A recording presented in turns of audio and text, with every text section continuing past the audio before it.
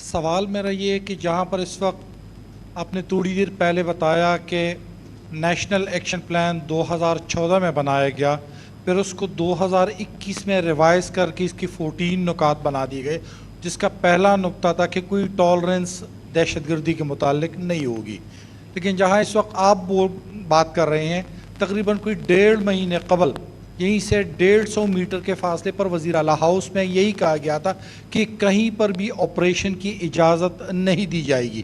مثلاً ایک گیپ سیاسی اور فوجی قیادت کے متعلق موجود ہے.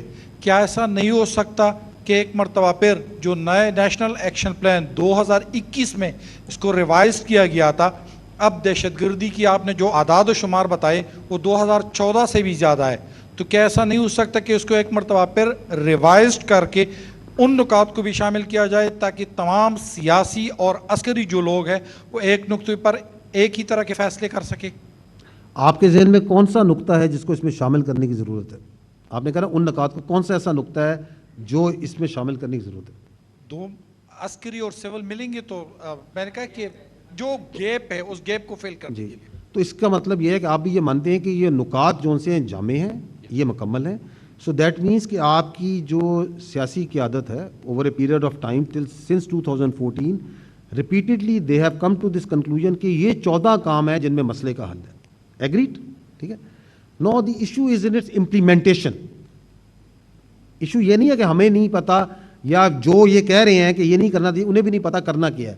It is in the implementation. وہ امپلیمنٹیشن جو نہیں کرنا چاہ رہے، میں آپ کو یہی تو بار بار کہہ رہا ہوں کہ ان کے اپنے ذاتی سیاسی مالی فوائد ہیں. It is that what is driving them. آپ کا اور ہمارا جو جوان ہے، جو افسر ہے، جو سینے پہ گولی کھا رہا ہے، وہ اپنے ذاتی مالی کسی فائدے کو سائڈ پہ رکھ کے اس پاکستان کے لیے گولی کھاتا ہے.